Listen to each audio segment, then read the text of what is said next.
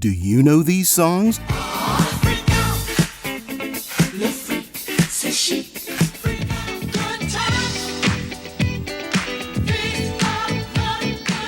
They've played at parties, in movies, commercials, maybe even in your memories. But what happened to the band behind these hits? Chic emerged at the height of the disco era. They were sophistication turned into music, creators of a unique and unmistakable style. They influenced funk, pop, and hip-hop. With Nile Rodgers' signature guitar and Bernard Edwards' genius bass lines, Chic got the whole world dancing. Their hits included Le Freak, Good Times, Everybody Dance, and My Feet Keep Dancing. But what seemed like an endless rise to success soon turned into a downfall. The end of the disco era also dragged Chic down with it. The industry turned its back on disco artists, and 3 of Chic's most iconic members eventually passed away. In today's video, you'll discover the full story of Chic, from their glory days to their decline. And you'll see why, decades later, their sound still feels fresh, elegant, and simply irresistible. If you enjoy this video, give it a like and subscribe to our channel. And of course, tell me in the comments, what's your favorite Chic song? Our story begins in the early 1970s in New York City with 2 young and talented musicians. Nile Rodgers, a shy and dedicated young guitarist, played in small local bands and had even been part of the Sesame Street Band, as well as the house band at Harlem's legendary Apollo Theater.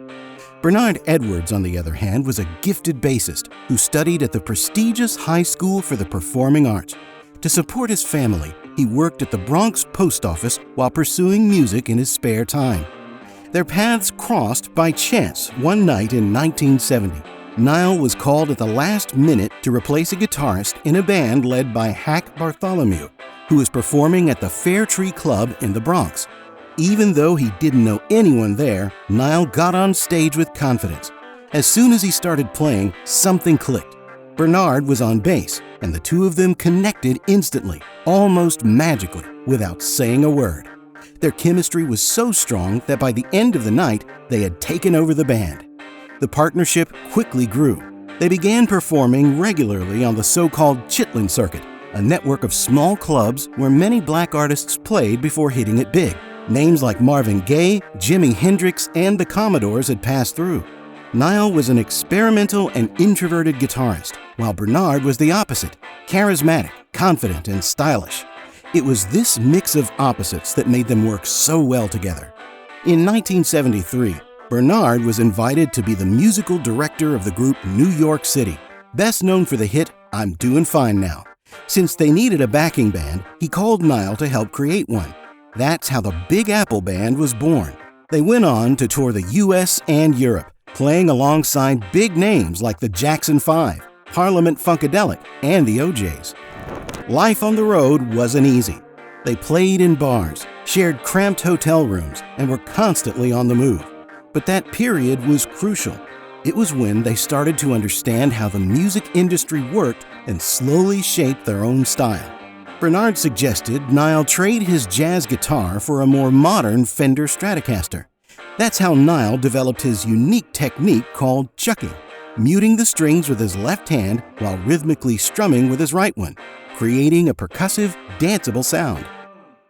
Eventually, New York City lost momentum and broke up.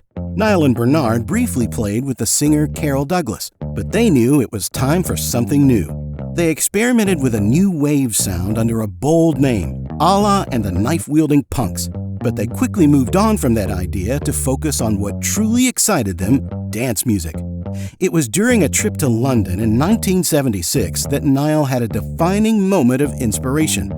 After watching a Roxy Music concert, he was blown away by the glamorous visuals, the elegance, and the way the sound, fashion, and attitude came together. He realized music alone wasn't enough anymore. It was necessary to create a complete experience with image, concept, and style. That's how Chic was born, a band that blended sophistication, attitude, and an irresistible sound. Niall and Bernard would take the stage in sharp suits, while the female vocalists wore stunning outfits, like they just stepped off the cover of Vogue. The concept was to reflect the urban elite Niall used to observe at New York's happy hour bars, well-dressed professionals leaving work and heading straight to the dance floor. What if those people had a band, he wondered. Until then, there wasn't a group that truly captured that lifestyle with authenticity and style. Back in New York, Niall and Bernard began assembling the musicians who would bring their new vision to life. The first to join was the drummer Tony Thompson, fresh out of the group LaBelle. Then came the keyboardist Rob Sabino and the vocalists Norma Jean Wright and Alpha Anderson. Little by little, the group became more cohesive and professional, with regular rehearsals and total dedication to creating a new sound. The first song they wrote under the name Chic was Everybody Dance.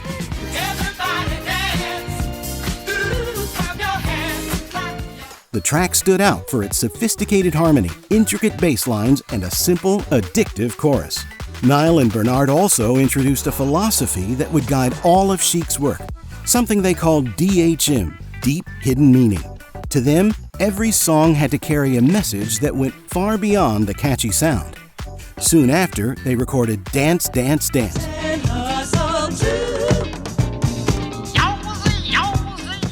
The track was independently produced with the help of friends like Luther Vandross, who provided backing vocals, as well as the musicians Eddie Martinez and Tom Coppola. When the song was first played at Billboard magazine's annual disco convention, it was an immediate success. The impact was so strong that Atlantic Records rushed to release the single officially. It quickly climbed to number 6 on the charts, establishing Chic as one of the most promising names on the disco scene. Next came a major step, founding their own company, the Chic Organization, to manage the band and everything that was coming next. They had gone from the studio straight to the real world. Chic wasn't just about music, it was a full artistic experience. Niall and Bernard proved that two bold young men could turn their vision into a successful business. Shortly after, they released their debut album, which included Everybody Dance and Dance, Dance, Dance. But the real breakthrough came in 1978, after Norma Jean left the group to pursue a solo career. She was replaced by Lucy Martin, and it was with this new lineup that Chic reached its peak. Their second album, C'est Chic, featured the massive hit Le Freak, which stayed at number 1 for 5 weeks and sold over 4 million copies.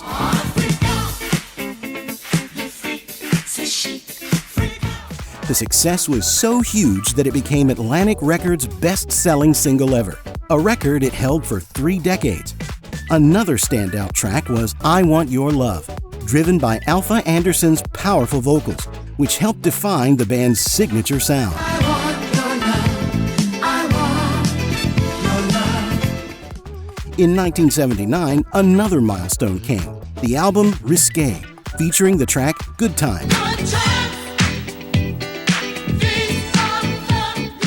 The song showcased one of the most iconic bass lines ever recorded, created by Bernard Edwards, a groove so polished and danceable that Niall started calling it Sophisto-Funk. And though they didn't know it at the time, Good Times would play a fundamental role in the rise of an entirely new musical genre.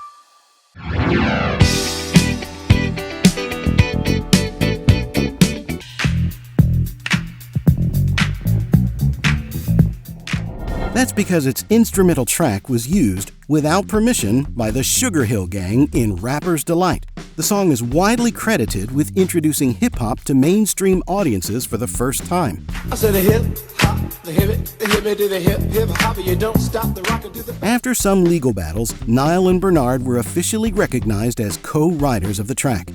To this day, there are still debates about whether other major hits might have drawn inspiration from Chic, including Another One Bites the Dust by Queen and Around the World by Daft Punk.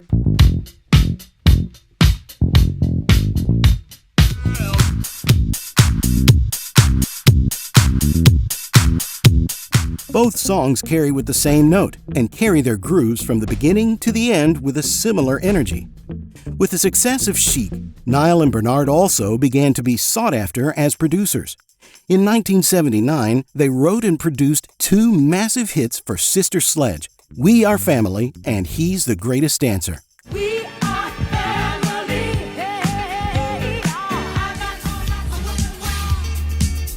He's the greatest dancer. The following year, they accepted an invitation from Diana Ross to produce her next album. The result? 2 timeless classics, Upside Down and I'm Coming Out, which dominated the charts and defined an era. I said upside down, you're turning me. You're giving love instinctively. I'm coming out. I want the world to know. Even as disco music declined in the early 1980s, the impact had already been made. Chic was no longer just a band. They had become a symbol of style, sophistication, and innovation. A group that helped shape the sound of a generation and left its mark across multiple genres. In 1980, disco music began to face increasing rejection. The tipping point came with the controversial Disco Demolition Night, held on July 12, 1979, during a Chicago White Sox baseball game. The event, organized by the radio host Steve Dahl, encouraged hatred toward disco and drew over 50,000 people who stormed the field, destroyed records, and caused so much chaos that the game had to be canceled. From that point on, what was once a trend became a punchline. As one of the biggest icons of the disco era, Chic was swept away by the wave. Years later, Nile would sum up the impact of that night with a harsh truth. It burned our careers. We never had another hit. The industry just shut us out. Even under pressure, the group kept recording. In 1980, they released the album Real People, filled with sophisticated arrangements and bolder vocals. But the public no longer listened to it the same way they used to, and the album didn't chart well. Other releases followed: Take It Off, Tongue in Chic, and Believer. But the commercial spark had faded. In 1983, after the release of Believer, Chic officially disbanded. But the talent of its members continued to shine.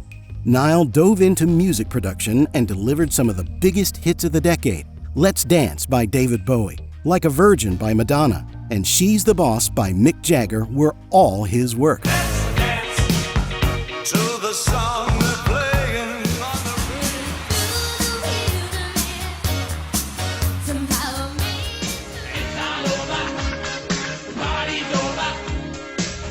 Bernard also found success as a producer. He was behind the album Riptide, which launched Robert Palmer into stardom. He even joined the supergroup The Power Station, alongside Palmer, John, and Andy Taylor of Duran Duran, with his old bandmate Tony Thompson on drums. Despite the band's breakup, the friendship between Nile and Bernard remained solid. Nile once shared that during the Let's Dance sessions, the hired bassist couldn't understand what he wanted. Without hesitation, he called Bernard, who was working with Diana Ross in another studio. Just 15 minutes later, Bernard walked in, read the chart, nailed the take, and left.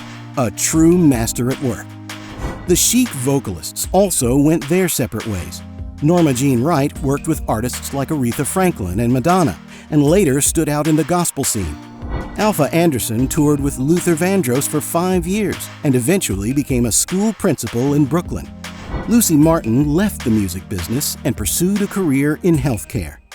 In 1992, Nile and Bernard decided to revive Chic with a new lineup. The vocalists Silver Logan Sharp and Jen Thomas joined the group, and they released the album Chicism, followed by a world tour. But a tragedy awaited them years later. On the night of April 18, 1996, during a show in Tokyo, Bernard started taking unusual pauses during his performance. Nile thought he was improvising, but he wasn't. Bernard was suffering from a severe case of pneumonia and briefly collapsed on stage. Even so, he refused to cancel the show. After the performance, he returned to his hotel room to rest and never woke up again. It was Nile himself who found his friend's body that night. "I didn't just lose my best friend, I lost half my music," he would later say. Even in mourning, Nile chose to move forward. In 1999, he released the album Live at the Budokan, which captured Bernard's final performance. A few years later, in 2003, the drummer Tony Thompson passed away at age 48 from kidney cancer. After Chic disbanded, he had become one of Nile's closest collaborators. working together with artists like Diana Ross and David Bowie. After the band's breakup, Niall also went through a difficult time. In the 1980s, he plunged into the world of drugs and alcohol, a reality way too common for many musicians of that era. He even suffered an overdose, and according to doctors, died 8 times in a single night. "I choked on my own vomit. It was a classic rock star death," he once said. The doctors even filled out his death certificate. But he survived and made the decision to turn his life around. Since then, Niall has been sober, staying clean for over 2 decades. But the challenges didn't end there. In 2010, he was diagnosed with aggressive prostate cancer.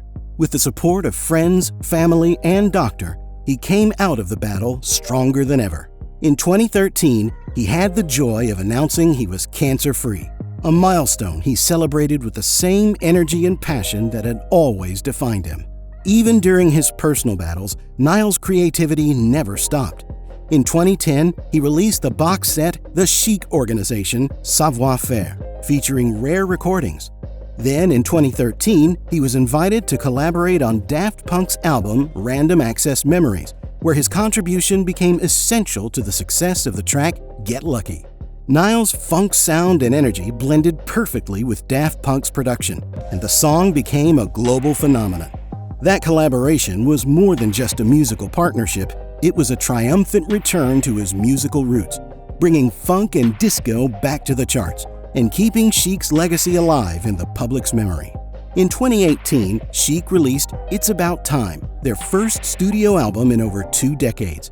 Alpha Anderson and Lucy Martin returned to the studio alongside Niall and new vocalists like Kimberly Davis and Falami.